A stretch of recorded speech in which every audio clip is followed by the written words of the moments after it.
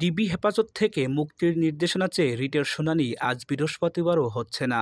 Supreme কোর্টের ওয়েবসাইটে দেখা গেছে বিচারপতি মোস্তফা জামান ইসলামের একক বেঞ্চে বিচার কাজ পরিচালনা করবেন।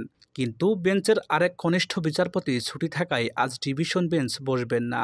এর আগে বুধবার এই রিটের শুনানি হওয়ার কথা ছিল, কিন্তু ওই দিনও শুনানি হয়নি। বুধবার বিচারপতি মোস্তফা জামান ইসলাম ও বিচারপতি এস.এম. মাসুদ হোসেন দলনের হাইকোর্ট বেঞ্চ রিট আবেদনটি শুনানির দিন ধার্য ছিল। শুনানিকে কেন্দ্র করে সকাল থেকেই হাইকোর্টের এই বেঞ্চে আইনজীবী ও সাংবাদিকরা ভিড় জমান।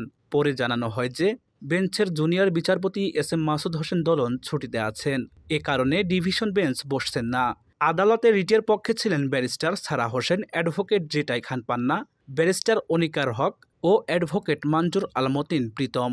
রাষ্ট্রপক্ষে ছিলেন attorney general AM. Amin Uddin, অতিরিক্ত অ্যাটর্নি জেনারেল এস.এম. মুনির, অতিরিক্ত অ্যাটর্নি জেনারেল শেখ মোহাম্মদ মোরশেদ ও অতিরিক্ত অ্যাটর্নি জেনারেল ব্যারিস্টার মেহেদী হাসান চৌধুরী।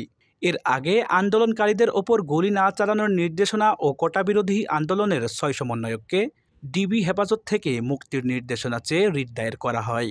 সুপ্রিম কোর্টের আইনজীবী মঞ্জুর আল মতিন প্রীতম ও আইনুন নাহার সিদ্দিকা লিপি এ রিট দায়ের করেন।